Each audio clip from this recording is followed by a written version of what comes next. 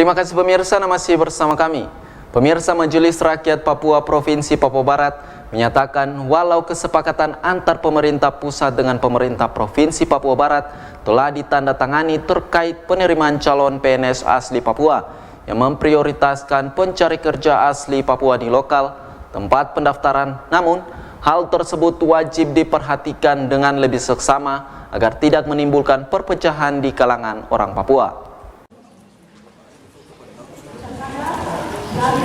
Majelis Rakyat Papua MRP Papua Barat mengungkapkan pihaknya tidak menentang kesepakatan antara pemerintah pusat dengan pemerintah provinsi dan kabupaten kota se-Papua Barat terkait penerimaan pencaker khusus warga asli Papua yang berdomisili di wilayah Papua Barat. Namun kesepakatan tersebut harus diimplementasikan secara bijaksana oleh pimpinan daerah karena ada wilayah-wilayah khusus seperti Kabupaten Pegunungan Arfak, Kabupaten Tambrau dan beberapa kabupaten lainnya yang memang mayoritas adalah pencaker asli Papua setempat. Karena walau ada prioritas untuk pencaker asli Papua lokal, namun ada pencaker asli Papua lainnya yang telah hidup puluhan tahun di wilayah tersebut, sehingga perlu dipertimbangkan secara bijaksana. Kita lihat daerah-daerah dominasi dulu, orang asli Papua dan daerah tertentu. Contohnya, ya, Pegaf, terus kemudian daerah Tambrau, itu anak-anak Papua, orang asli situ semua, rata-rata. Kalau itu kita laksanakan, oke. Karena contoh di Pegaf, kalau hari ini adalah orang asli yang ada di Pegaf, itu adalah orang-orang Arfak semua. Kalau di Manokwari itu ada dua suku, yaitu suku Arfak dan suku Doreri. Tetapi dari itu juga ada orang-orang Papua yang lama di sini. Ada orang yang lama, tadi saya bilang, oke lah kalau angka itu mau dinaikkan, seandainya dengan angka contoh kita berikan angka itu kita kasih 80%, itu ada pembagian yang kita harus lakukan di situ. Seperti itu. Kalau hari ini ada orang Arfak 20% atau 25%. Terus kemudian kita punya orang-orang Wamesa, orang-orang Doreri. Doreri mungkin 20%, berarti sudah ada 45%.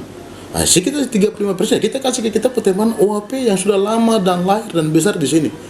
Yang dominasinya adalah orang Papua banyak, dalam arti ada orang Serui, ada orang Biak, ada orang Wamena, ada orang Nabire, orang Jayapura, ya kita proseskan mereka juga dalam situ. Yang penting dia bukan dari luar, saya kira seperti itu.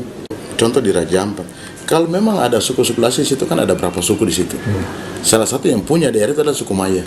Saya kira kita lihat suku Maya ini kan ada berapa banyak mereka, berapa banyak orang yang sekolah, berapa banyak orang yang sudah ini. Memang kita harus perhatikan suku-suku itu dulu, suku Maya yang ada di situ. Sedangkan teman-teman lain yang datangnya tadi disebutkan marga, itu kan rata-rata mereka dari Biak.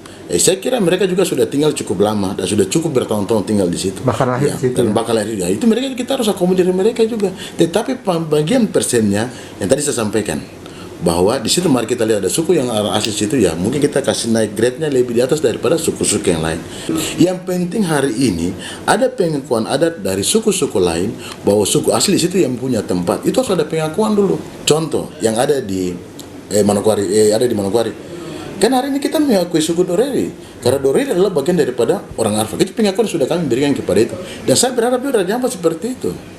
Kita harus mengakui suku Maya yang punya daerah situ. Itu sudah pengakuan harus kita lakukan seperti itu, supaya tidak terjadi pecah belah. Kalau ini terjadi, gampang pihak ketiga masuk dan mengacaukan ini dan terjadi pecah belah antara suku-suku kita, antara orang Papua dan orang Papua. Dan itu bukan hanya Rabat, dan itu berlaku di daerah-daerah tempat lain juga yang hari ini terjadi seperti itu. Contoh yang ada terjadi juga di Tambrau. Kan ada suku Bikar di situ, Biakaron. Ini juga harus dilaksanakan seperti itu.